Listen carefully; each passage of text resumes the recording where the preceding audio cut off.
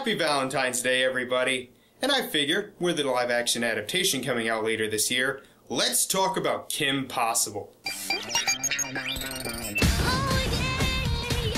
Kim Possible ran from 2003 to 2007 on Disney Channel about a teenager named, well, Kim Possible, a straight-A student and head cheerleader who also fights crime on the side with her friend Ron Stoppable and his naked mole rat Rufus. This show is awesome. It's hilarious, the two leads have great chemistry, the action is a lot of fun, the animation is great, and it had a really fun ensemble of side characters and villains. It was actually so popular that even though it had a finale in 2005 with the TV movie So the Drama, fan response was so big that they brought it back for one more season in 2007. And we'll actually be looking at an episode from that season. With it being Valentine's Day, let's have a look at the season 4 episode of Kim Possible, The Cupid Effect.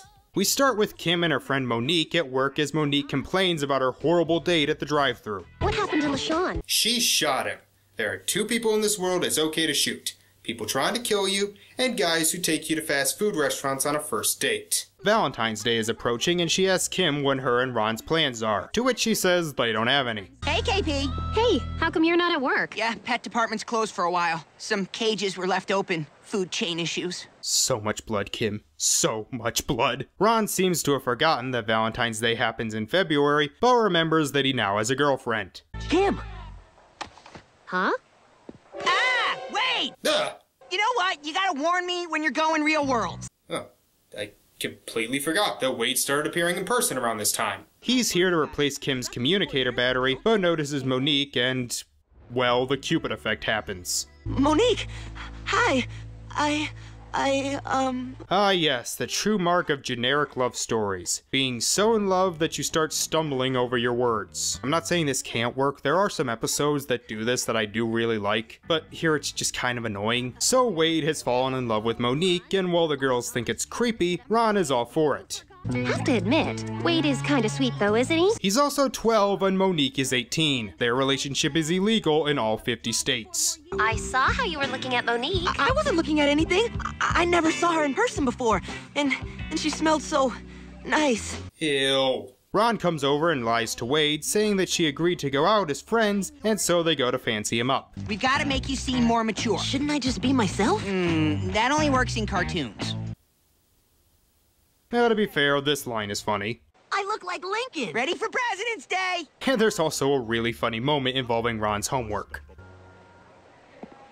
Apparently, impersonating a president is against mall regulations. Goddamn liberals and their regulations. If I want to dress as William Howard Taft when I go to the mall, then no one's gonna stop me. As the two leave, Ron makes a joke about Wade inventing a love ray that will make Monique fall in love with him. And this gives Wade an awful idea. So Wade creates a love ray, but before he can do anything, Ron comes over and tells him to take her to Paris. Well, they don't exactly ask her, they just trick her and Kim there by telling them the Eiffel Tower is in danger. I thought you said the Eiffel Tower was in danger. It is in danger. Of rust. Well, actually, the Eiffel Tower has a special kind of paint that protects it from rust and other elements that could ruin it. This episode made me look that up, so that's something. Kim thinks that Ron brought her there for Valentine's Day, but she soon finds out the actual reason. You know, Wade is really creepy in this episode. I mean, I get that's the joke, but it's not funny. It's kind of genuinely unsettling. He shoots her with the love ray and... You are so adorable! I can't believe you came all the way to Paris just to see me! Oh goody, lovey-dovey talk. And not just that, Raven doing lovey-dovey talk. That won't get annoying. So it just so happens that Senior is watching them from across the street. Like, even for a cartoon that's a parody of spy shows, that's some pretty contrived writing. And sees the love ray. So they decide to steal it and use it for evil. I've heard of worse plans, I guess. So yay, we get the love potion plot because that hasn't been done in every single kid's show ever made. But the next day, the effects seem to have worn off as Monique is hiding from Wade. But he shoots her again, that sounded wrong, and she once again goes head over heels for him. Say, what are you doing over there, baby? Come give Moni some sugar. Ugh.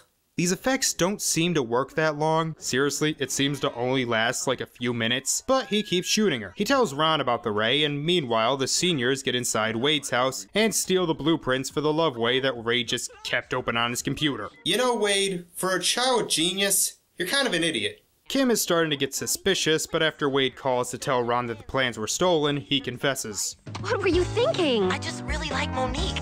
I promise I won't use it again. So as long as evil masterminds don't steal your plans, you can manipulate people into having feelings for you. You know, if the seniors try and use that thing in at least the similar events that happened in Rick and Morty's Love Potion episode, it might make this episode worth it. No, instead they're going to use concert speakers to force women to fall in love with Junior. Senior's planning a huge concert and broadcasting it worldwide. So that's how they're going to use the Cupid ray to control women all over the world. Too complicated. All you need is some Channing Tatum and they'll do whatever you want. Also, does it work on lesbians? What? I want to know the answer to that. Monique shows up to confront Wade, but Kim shoots her so they can get to the concert. Sorry. We really don't have time for this. Wait! Don't leave me! Oh, fine. Bring her along. Why? Just drive. It's not like she's gonna catch up to you. So they are about to grapple hook up to sneak in, but Monique says to just go in through the front. Just one problem. Ladies only. Or Wade and Ron could sneak in via grappling hook, but then we wouldn't have the wacky guys dressing as girls scene. Wade gives them some earplugs to block out the Cupid ray, and all I'm thinking is, Danny Phantom did it. I'm not exactly sure what the seniors' plan is. I mean, they'll have a bunch of women fawning over Junior for maybe a few hours. Most of these girls probably won't help you do much evil. On the road to love, you must pay the toll. Exact change is required. Not your best work. Playing games with my head. I'm a sport, but I'm not a toy. Let's not analyze what I say. They start the ray, and as the girls go crazy, Ron accidentally knocks out Monique's earplugs. And then Kim is taken out when Senior takes her earplugs out. Junior! Will you be my Valentine? Oh god, and I thought Monique's love talk was annoying. Don't worry though, Wade easily takes out the love ray. Yeah, the pacing in this episode isn't the best. So with the seniors defeated, Ron finally takes Kim out on their Valentine's date.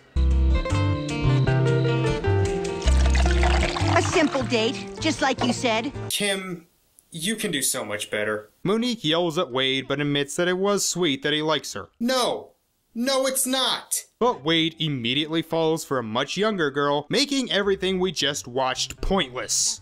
Oh, great. It's Valentine's Day and I'm dateless. Dateless works.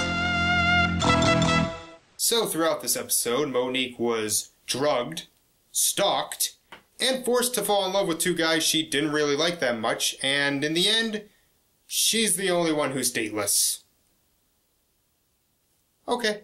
Wade, how's the girlfriend? Olivia? Terrible. Wait, but I thought you found out she was a super genius just like you. She is. Turns out she's built her own Cupid ray.